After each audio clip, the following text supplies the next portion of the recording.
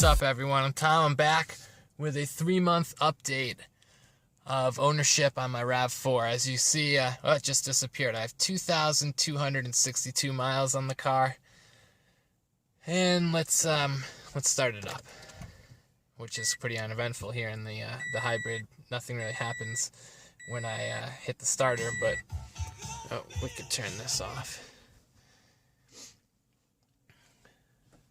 No problems with my car yet. Oh, the gas engine just came on. I've had no problems. Let's go through this real quick. It's 63 outside. I'm in Connecticut, so it's been a warm winter, but it's still winter nonetheless, and I'm very happy with my miles per gallon so far. This is over the last 84 hours I've been averaging. It's saying 37 miles per gallon. The computer MPG, it's a little high. It's, a mile per gallon or maybe two higher than the actual. And here is, since I've refilled, I'm getting 37 miles per gallon, and I have 204 miles left on the tank. The engine just shut off because I have enough battery now, I guess.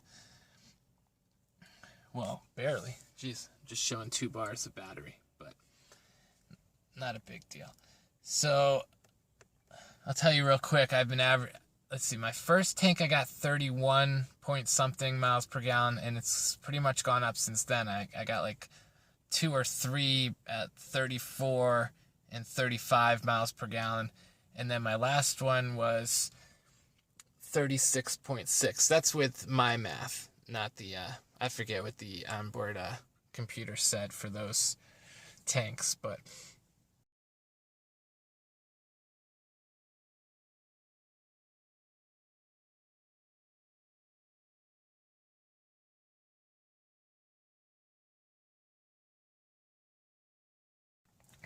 this is driving in that eco mode 100% of the time.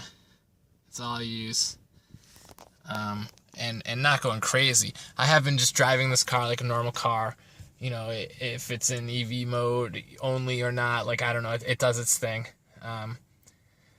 My first long video there, I showed you how to kind of maximize the EV distance, and I do play with that here and there, but most of the time I'm just driving it, and it still does excellent with miles per gallon. I mean, Toyota does say 31 to 34, or 31 and 34 respectively, but on average, I'm beating both those, and I feel like the warmer it gets, the better the car will do.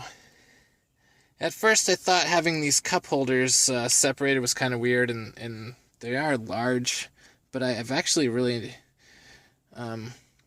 adapted to that, and I like it. This cup holder up here is great. This is my work iPhone, so that fits in there, no problem. And then I usually have my personal Android, which I'm using to film right now, right there. So it's kind of nice having them both farther up towards the dash, the radio, whatever you want to call it. Whereas if I'm driving and one of those lights up because I have a message, I'm more apt to see it than if it was back here. So nothing big, but, And then this is definitely big enough for the phone. I just don't normally use it there because I can't see it as well. But it fits there without a problem. In this cigarette lighter down here, or power, I have this little splitter thing. This is, one of those USB things. Let me take it out. So this has USB on both sides. So you can plug 2 different USB things in there. And then what I bought on eBay for like $4 is this little splitter. This thing's not needed, but this is a lightning charger for the iPhone or my iPad, and this is for my Android devices. So that's pretty neat. And I do like it that it has this little light. I don't know if you can tell, but it's actually lit up a circle around here. Up here, there is another power port, which I haven't really needed to use much yet, but nice to have. And then in here, I bought, let me pull this thing out. This is just one of those little USB cards by SanDisk, and this one I think is 16 gig, 30, I think it's 16, which is plenty for I only have not only, but I have 1,600 MP3s on there, which would last me months without hearing the same song. I do rock around with that on random quite often. And I left this little door on. I was thinking about pulling it off, but it's not that, it doesn't stick out that much because the profile on that USB drive is so small. I drive mostly in the city, so my MPG is 90 to 95% city. I have about 3 to 4 mile commute on the highway to work, and the other 4 miles is back roads. So, and then when I'm at work, I work for a school system. I drive between schools, so that's all back roads. So that's it. I don't think I put many miles on the car. Most people put more on.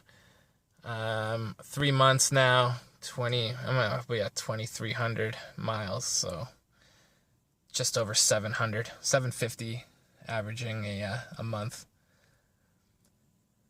I do really like the car, for what it is. It's not a sports car. It's great for getting around. No problems in the snow this winter. It holds my 2 kids very well. And it gets good MPG for an all-wheel drive car. I mean, that's exactly what I wanted. And it's comfortable. I have to say, at 6 feet, here's my leg. Plenty of space. A lot of cars have this thing, this will stick out more and kind of, something will hit my knee.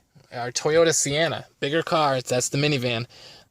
This thing, I guess, is lower. I don't know what it is, but something hits my knee. I don't fit in that as well. So it's like an optical illusion, these cars, these little CUVs, whichever one you like, whether it be the Mazda 5, the CRV, the Ford version. You have to sit in them to really understand what you fit best in. And for me, I was nervous at first that the e-brake would kind of hit into my leg, but it doesn't. It's out of the way, and I have plenty of space. I was also a little nervous about going to cloth seat. I've had leather in my many of my last cars, and I don't miss leather at all. These cloth seats, they might even be even more comfortable. I will say, compared to my Sienna, which has leather, these seats are a lot softer, and I don't know. I just like that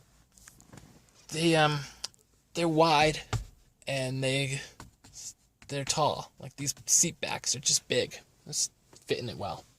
So, seats are a personal preference. Like I said, you got to sit in the car. But as far as, will this CUV get you from A to B, with a lot of thrills? Probably not. It's just gonna, you drive, you light on the gas pedal, and you're going to see great MPG. And that's exactly what I bought this for. Let's see what this thing says I don't touch this very often, but as you can see, it says today. So I guess that it shows the last MPG, whether you save it or not, but we're all up near 40 there. It says best is 41.8. I mean, that's not very true. I guess the gas engine just kicked on. I don't know if you can hear that, but it's charging the battery. I'm going to just turn it off because I don't need it. I would say every day my way to work, I averaged around 40. This morning was 42. I could put some pictures in.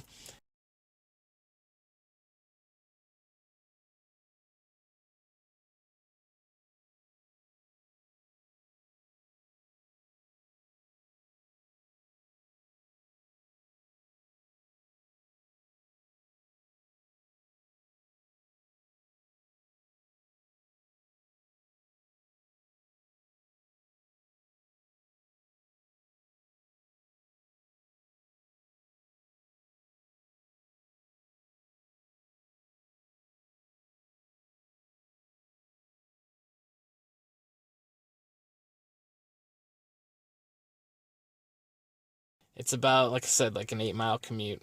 It's very easy to get around 40 miles per gallon on that commute. It's my shorter commutes, I think, that hurt my gas mileage, or just ones that involve a lot of hills. Most of my commute is quite flat, and I'm talking a lot about nothing now. So I will post another video where I drive, and I could show how, I maximize the fuel economy better. But like I said, really, I just let the system do its thing. By maximizing the fuel economy, the best way to do that is to just have a light foot and, get the car up to speed.